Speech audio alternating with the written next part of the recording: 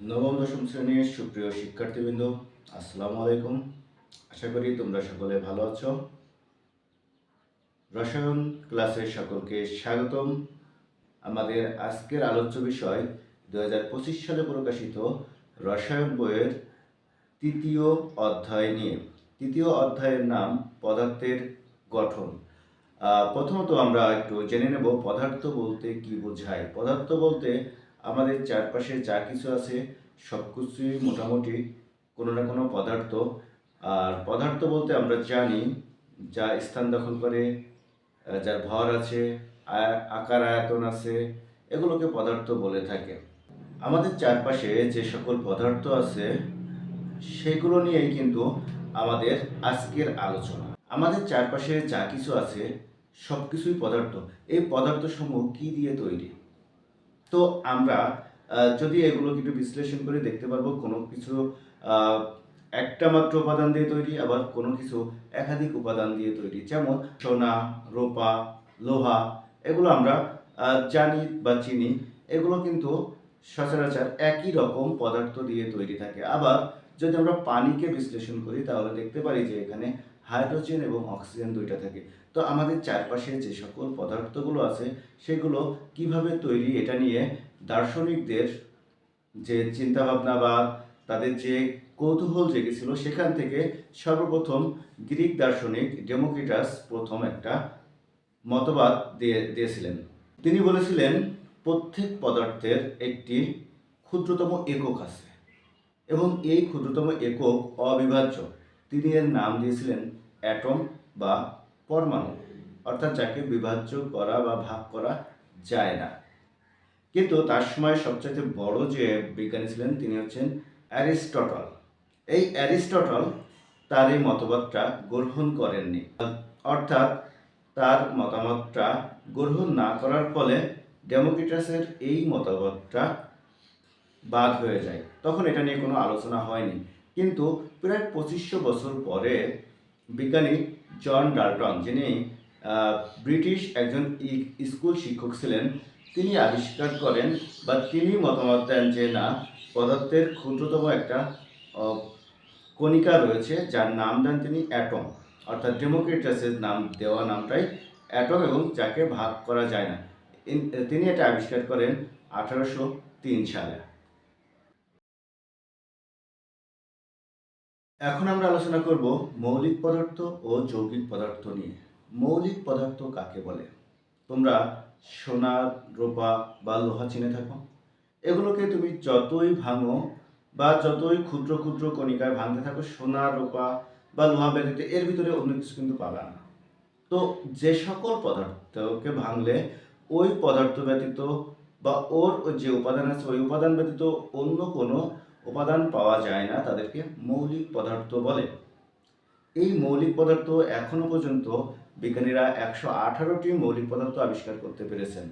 এই 118টি মৌলিক পদার্থের ভিতরে 98টি প্রকৃতিতে পাওয়া যায়, অর্থাৎ প্রকৃতি থেকে বিজ্ঞানীরা আবিষ্কার করেছে। আর বাকি 20টি মৌলিক পদার্থ বিজ্ঞানীরা গবেষণাগারে আবিষ্কার করেছে তাদের গবেষণার ফলে। এই 118টি মৌলের ভিতরে 26টি মৌল মানুষের দেহে, অর্থাৎ আমাদের দেহে পাওয়া যায়। যৌগিক পদার্থ বলতে ওই সকল পদার্থকে বোঝায় যাদেরকে ভাঙলে এক বা একাধিক মৌলিক পদার্থ পাওয়া যায়। আমরা মৌলিক পদার্থে দেখেছিলাম একটা পদার্থকে ভাঙলে অন্য কোনো পদার্থ পাওয়া যাচ্ছে না, কিন্তু যৌগিক পদার্থকে ভাঙলে একাধিক পদার্থ পাওয়া যায়। আমি দুইটা যৌগিক পদার্থের নাম বলি যেটা আমাদের অতি পরিচিত। একটা হচ্ছে পানি আর একটা খাবার লবণ। পানিকে আমরা H2O দ্বারা প্রকাশ করে থাকি। এই পানিকে যদি আমরা ভেঙে লিখি তাহলে দুইটা হাইড্রোজেন পাবো, দুইটা হাইড্রোজেন আর একটা অক্সিজেন পাবো, অর্থাৎ এখানে হাইড্রোজেন এবং অক্সিজেন দুইটা পাওয়া যাচ্ছে, তাদের অনুপাত 2:1। আবার আমরা যদি সোডিয়াম ক্লোরাইড বা খাবার লবণকে বিশ্লেষণ করি তাহলে দেখতে পারবো এখানে সোডিয়াম রয়েছে আবার ক্লোরিন রয়েছে। তো সোডিয়াম ক্লোরাইডের ভিতরে দুইটা মৌল রয়েছে, অর্থাৎ এখানেও একটা মৌল নেই। এরা যৌগিক পদার্থ, অর্থাৎ যাদের ভিতরে একাধিক পদার্থ বিদ্যমান থাকবে তারাই যৌগিক পদার্থ। এখন আমরা আলোচনা করব পরমাণু ও অণু সম্পর্কে। পরমাণু বলতে মৌলিক পদার্থের ক্ষুদ্রতম কণিকাকে বোঝায়। যে কণিকা ওই মৌলের বৈশিষ্ট্য প্রকাশ করে তাকে পরমাণু বলা হয়। এই পরমাণুসমূহ রাসায়নিক বিক্রিয়ায় অংশগ্রহণ করে থাকে। অণু বলতে দুই বা ততোধিক পরমাণু রাসায়নিক বন্ধনের মাধ্যমে যুক্ত হয়ে থাকলে তাকে অণু বোঝায় বা অণু বলে। যেমন আমি যদি দেখি যে অক্সিজেন, একটা অক্সিজেন এর সাথে যদি আরেকটা অক্সিজেন যুক্ত হয়ে থাকে, O2 লিখে থাকি আমরা। এই O2 হচ্ছে অক্সিজেনের অণু। এভাবে যদি হাইড্রোজেন যুক্ত থাকে, একটা হাইড্রোজেন যোগ আরেকটা হাইড্রোজেন, তাহলে একে H2, একে বলা হয় হাইড্রোজেন অণু।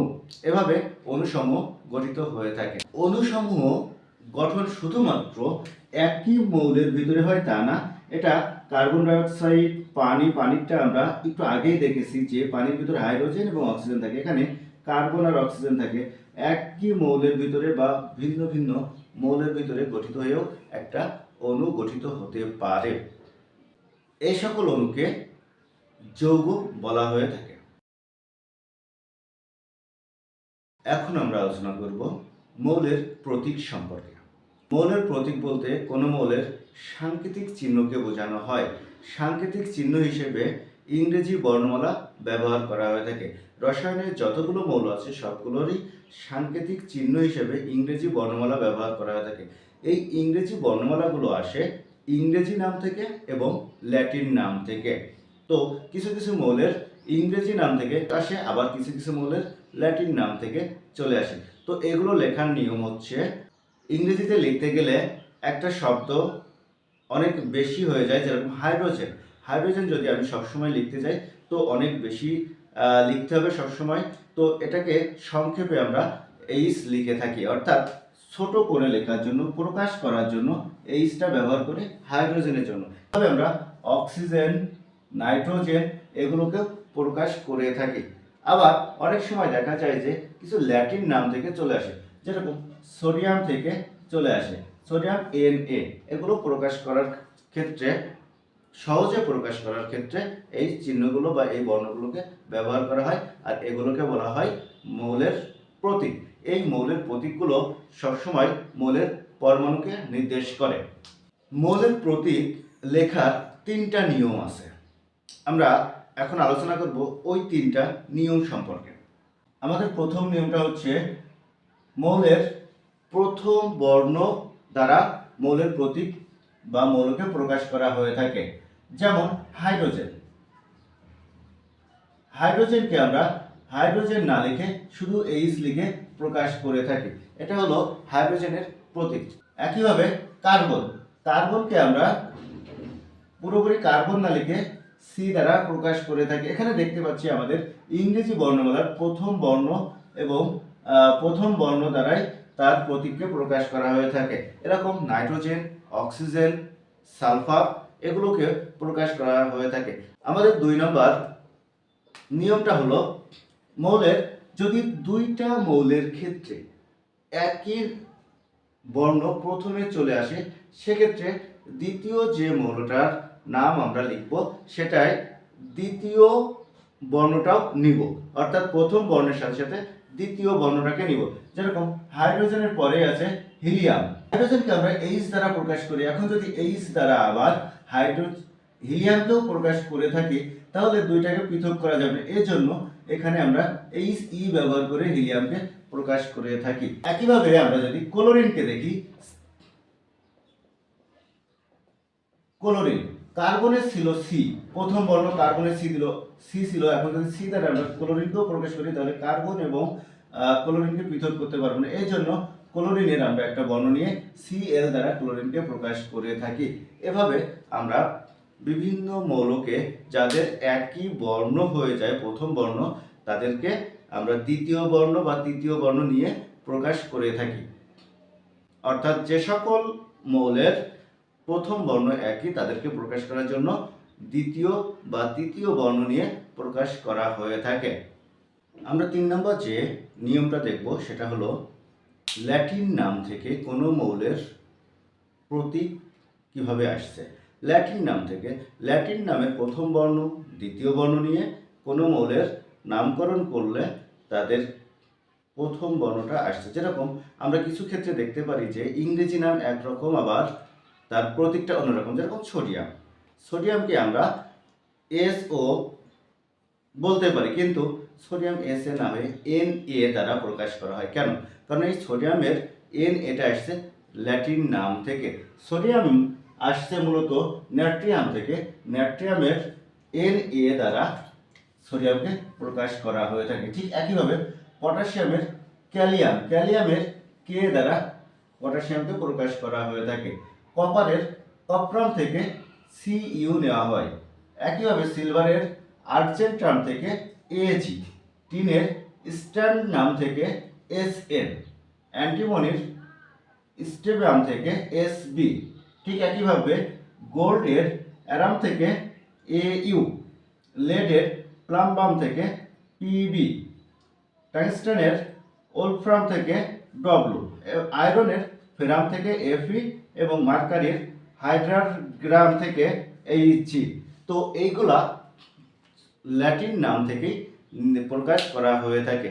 এগুলা আমাদেরকে একটু মনে রাখতে হবে। আমরা মনে রাখার চেষ্টা করব যে ল্যাটিন নাম থেকেই নামকরণ করা হয়েছে এবং সেই অনুযায়ী তাদের প্রতীকগুলো লিখতে হয়।